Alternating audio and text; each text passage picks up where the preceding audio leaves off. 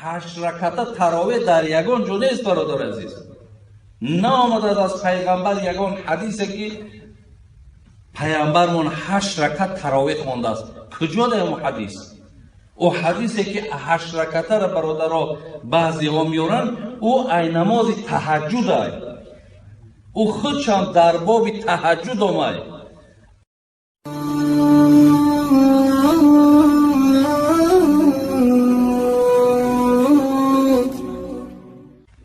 یا خود حضرت امام اوزاعی خطیب همین بحث بگیم بحث نه، حتی امام ابو حنیفه را پیش حضرت امام اوزاعی که اون مردک محدث بود، حتی شاگرد امام ابو حنیفه عبدالله ابن مبارک وقتی پیش امام اوزاعی رفت برای تعلیم حدیث، گفت از کجایی؟ گفت من از کوفه. اوه گفت همون شهری یک کس ابو حنیفه میگن با رای کار میکنه، با عقلش کار میکنه، حدیث های پیامبر مونده که از همون شهری. میگه عبدالله بن مبارک یکم کرد نزد خب کردن، برای که شاگرد ابو حنیفه بودن، میدونست این تهمت در شهری بود. پگاه بعد همون گویم دست خطایی که حضرت امام ابو حنیفه داشتن هموکا را آوردن کن حضرت امیر یک مطالعه کن. مطالعه کرد، وقتی بر اومد گفتی مال کی است؟ گو مطالعه کردی؟ ای گو کدام آدمی هست بسیار عالم کلان است.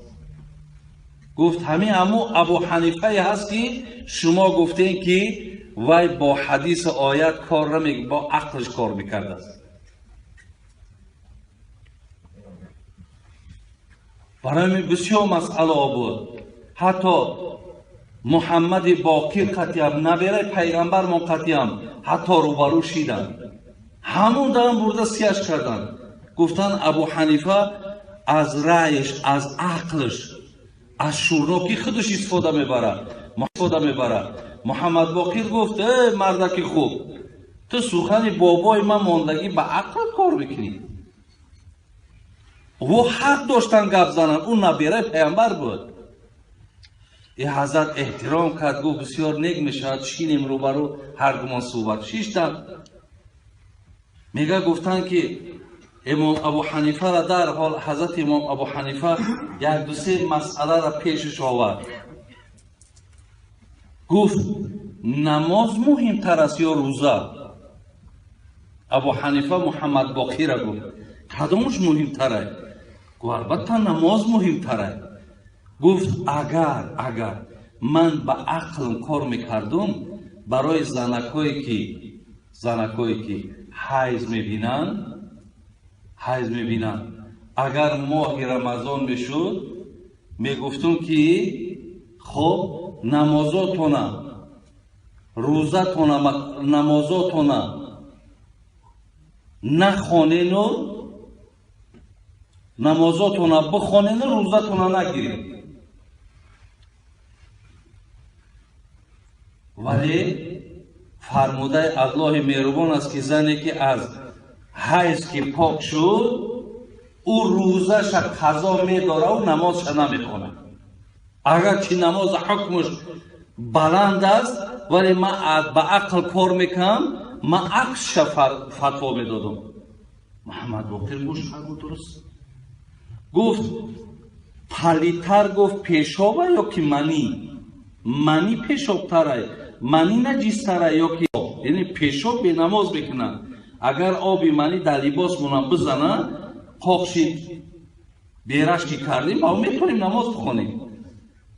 گفت البته پیشاب پلیتره. گفت پیشاب که پلیتر باشد من به عقلم کار میکنم، هر پیشاب دا میگفتم غسل کنیم و در منی مقصد میگفتم که طهارت کنیم. لیکن حکم شریعت که در پیشاب باید طهارت کنن، در منی باید غسل کنن. میگه محمد باقر ای جوش خیست ای پیشانیش بوسه کرد، گم پیش من در شما را سیاه کرده بودن. از این لحاظ برادرای عزیز بسیار احتیاطین. من همچون برادرتون به خدای مهربان قسم به خاطر خدا میگم ягон ғараз надорим дар ростия хондашмо. мо авлод ба авлод аҷдод бо ин мазҳаб омадем. ҳамин имом қарзоӣ ёзи зинда дар шаҳри қатар аз умршай 90 ҳам гузашта, яке аз олимҳои бисёр барҷаста, соҳиби чанд китоб, ҳатто шайхҳоями арабам эътироф мекунанд олимиша. бин чӣ мегӯяд? мега дар кадом давлате ки кадом мазҳаб фаъол бошад, дигар мазҳаб дохил нашавад ки дар оҷо фитна мешавад. гуфтанд ҳазрат чӣ хел кунем пеши рӯи фитнаро бигирем, ҳамин ҷанҷолҳои байни мусалмонон нашавад. гӯ кадом давлате дар кадом мазҳабай, дар оҷо мазҳаби дигар наравад. агарчи 4 мазҳаб барҳақам бародарон, лекин инш дар инш мега надарояд.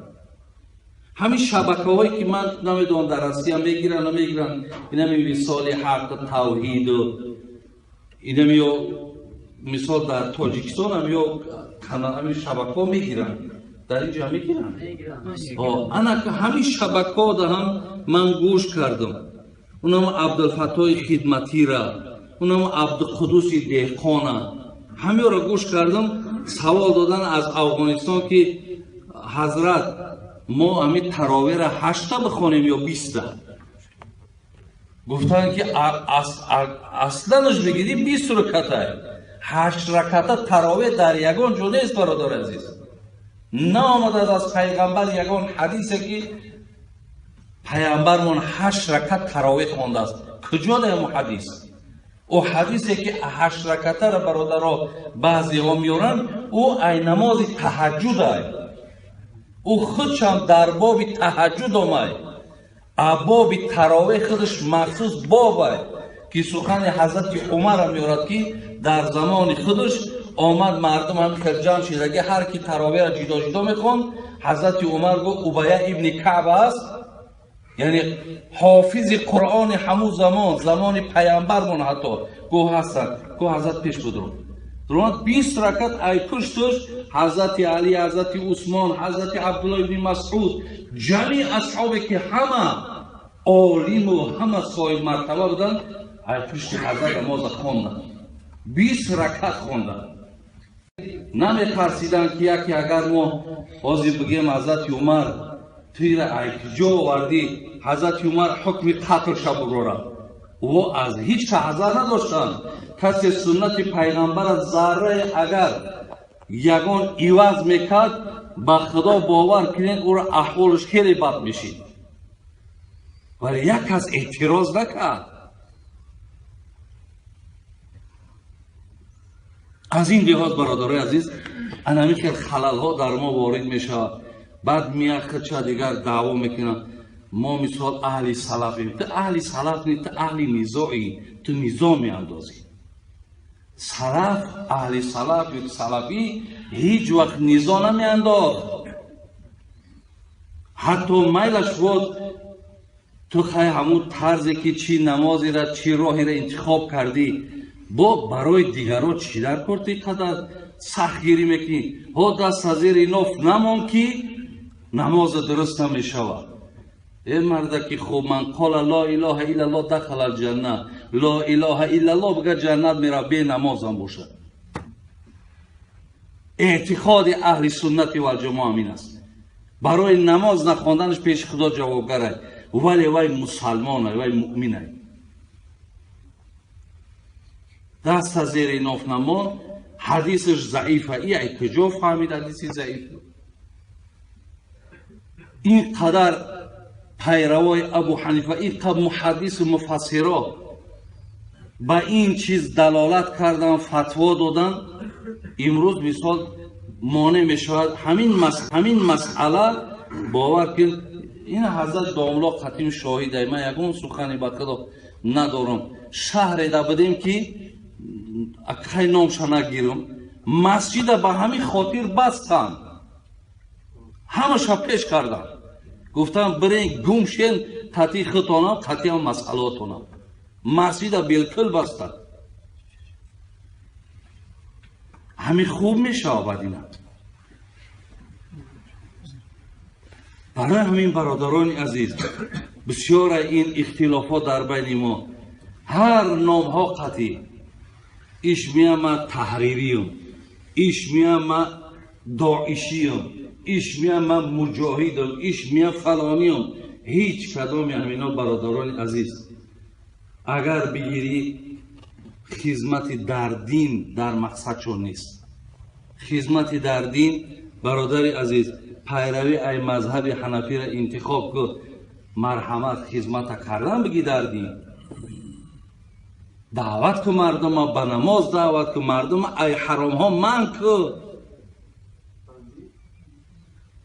اینقدر برادرای عزیز در اگه من یک شهر شما را در نظر ندارم، من در این جمع گمانی بدم ندارم، ولی من از روی گشت گذارهام اقتباس آوردیستم که ای تاجیکی ما حاضر سلفی هست، تحریری هست، مثال بگیم تبلیغیش هست، باز آزی با همه بدتر بدبختش با شیعه پیدا شده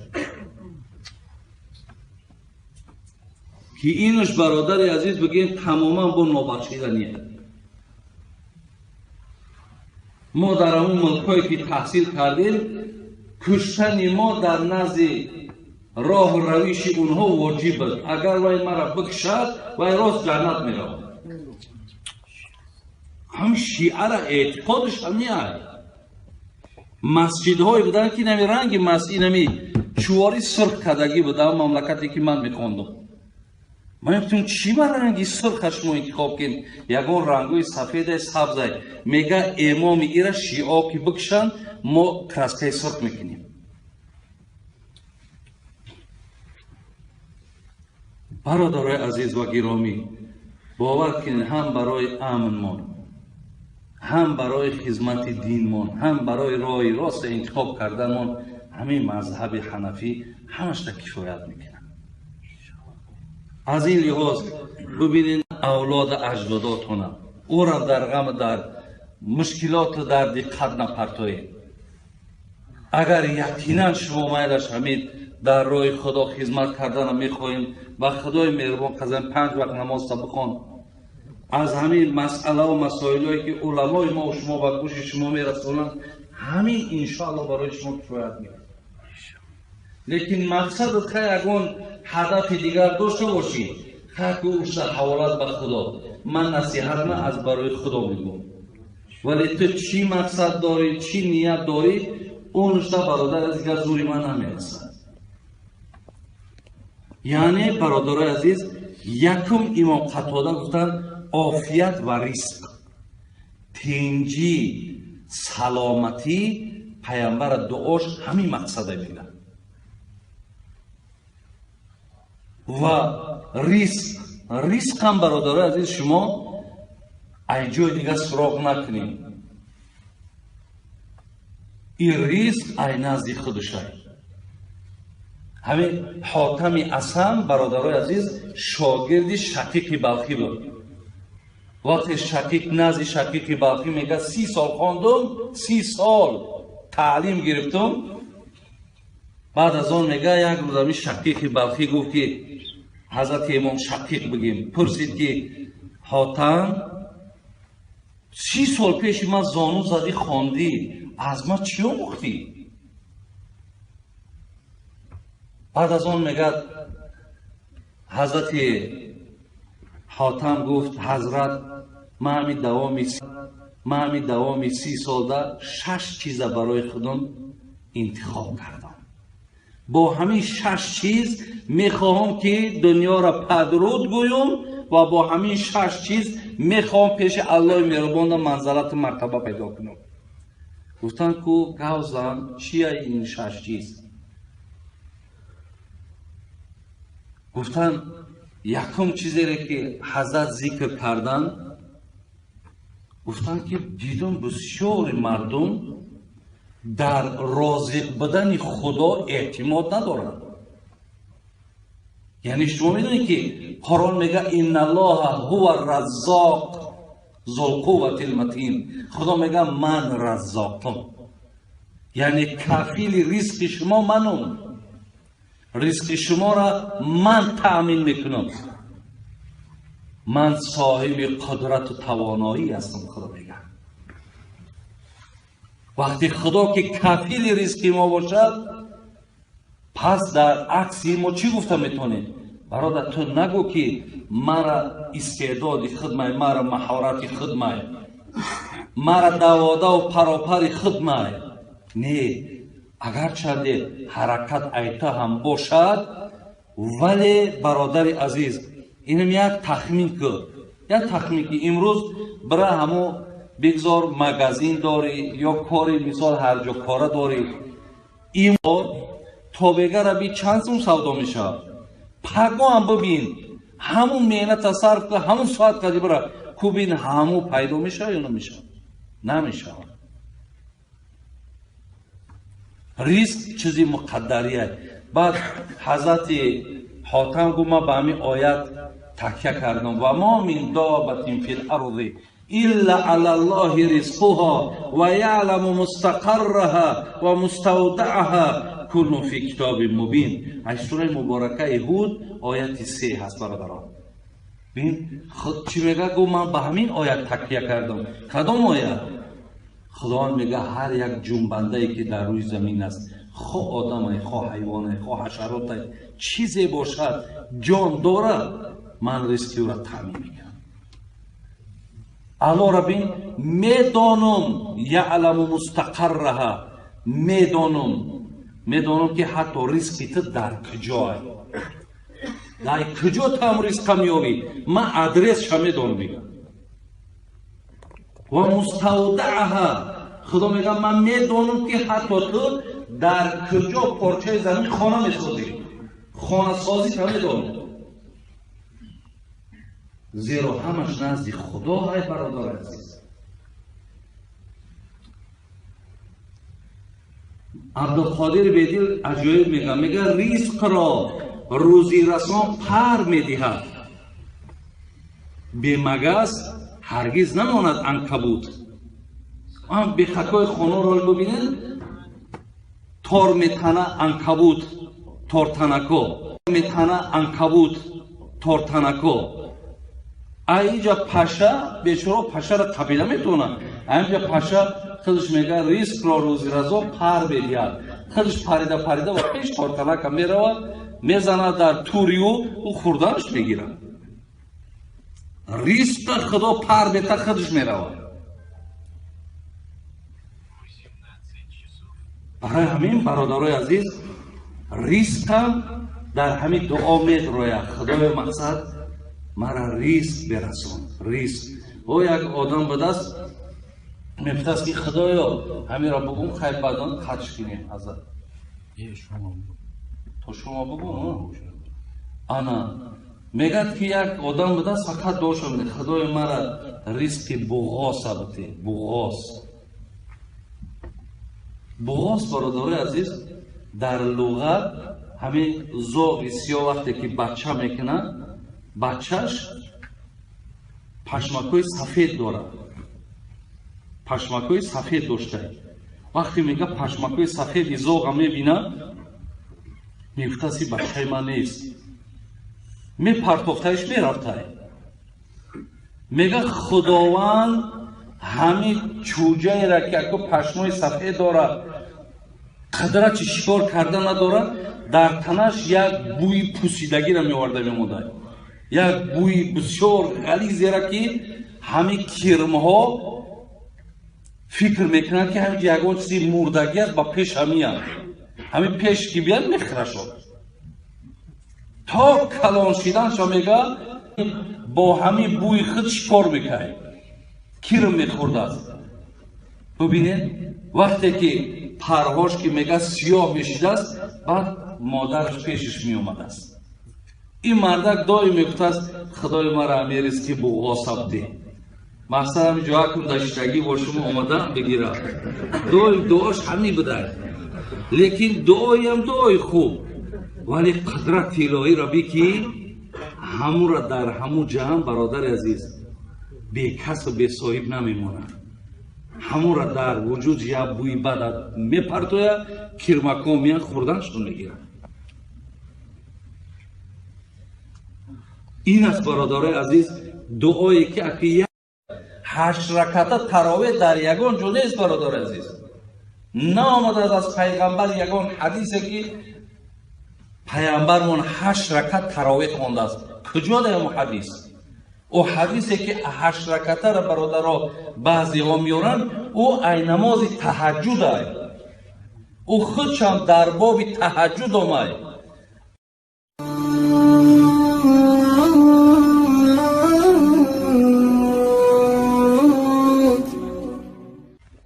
یا خود حضرت امام اوزاعی خطیب همین بحث بگیم بحث نه، حتی امام ابو حنیفه را پیش حضرت امام اوزاعی که او مردک محدث بود، حتی شاگرد امام ابو حنیفه عبدالله ابن مبارک وقتی پیش امام اوزاعی رفت برای تعلیم حدیث، گفت از کجایی؟ گفت من از کوفه. اوه گفت همون شهری یک کس ابو حنیفه میگن با رای کار میکنه، با عقلش کار میکنه، حدیث های پیامبر مونده که از همون شهری میگه عبدالله مبارک یکان کرد نزد خلق کردن برای که شاگرد ابو حنیفه بودن، میدونست این تهمت در شهری بود. پگاه بعد همون گویم دست خطایی که حضرت امام ابو حنیفه داشتن هموکا را آوردن کن حضرت امیر یک مطالعه کن. مطالعه کرد، وقتی بر اومد گفتی مال کی است؟ گو مطالعه کردی؟ ای گو کدام آدمی هست بسیار عالم کلان است. گفت همین ابو حنیفه هست که شما گفتین که وای با حدیث آیت کار نمیکنه، با عقلش کار میکرده است. برای من بسیار مسئله بود. حتی محمد باقر قطیم نبیره پیغمبر من قطیم حتی روبرو شیدن، همون دارن برده سیاش کردن، گفتن ابو حنیفه از رایش، از عقلش، از شورناکی خودش استفاده میبره. محمد باقر گفت ای مردکی خوب، تو سخن بابای من ماندگی با عقل کار میکنی. و حق داشتن گپ زنن، اون نبیره پیامبر بود. این حضرت احترام کرد، گفت بسیار نیک میشد شینیم روبرو هر گمان صحبت شیشتن. میگه گفتن که امام ابو حنیفه را در حال حضرت امام ابو حنیفه یک دو سه مسئله را پیشش آورد. گفت نماز مهمتر است یا روزه؟ ابو حنیفه محمد باقر را گفت کدامش مهمتره؟ گفت البته نماز مهمتره. گفت اگر من با عقلم کار میکردم برای زنکایی که حیض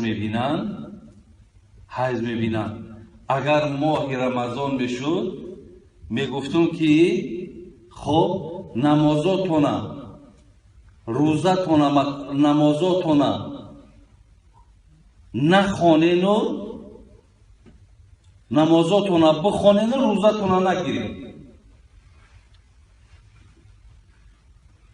ولی فرموده الله مهربان است که زنی که از حیض که پاک شد او روزش قضا میداره و نمازش نمیخونه. اگر که نماز حکمش بلند است ولی من با عقل کار میکنم، من عکسش فتوا میدادم.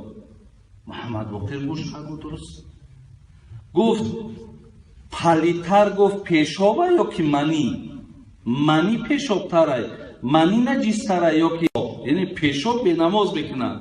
اگر آبی منی در لباس مونم بزنن پاکشید بیرش که کردیم ما میتونیم نماز بخونیم.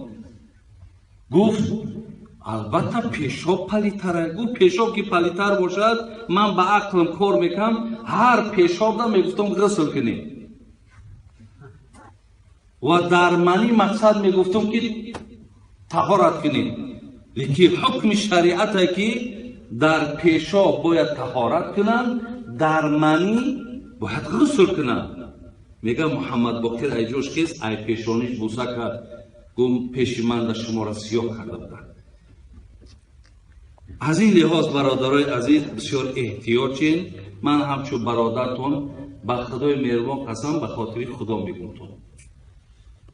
یکم غرض ندادم در راسته منتشون.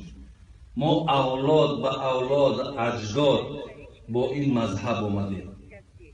همین امام قرضاوی از زنده در شهر قطر از عمرش 90 هم گذشته، یکی از عالم های بسیار برجسته، صاحب چند کتاب، حتی شیخ های عرب هم اعتراف میکنند عالمیشه. بین چی میگه؟ میگه در کدام دولتی که کدام مذهب فعال باشد دیگه مذهب داخل نشود که در اونجا فتنه میشود.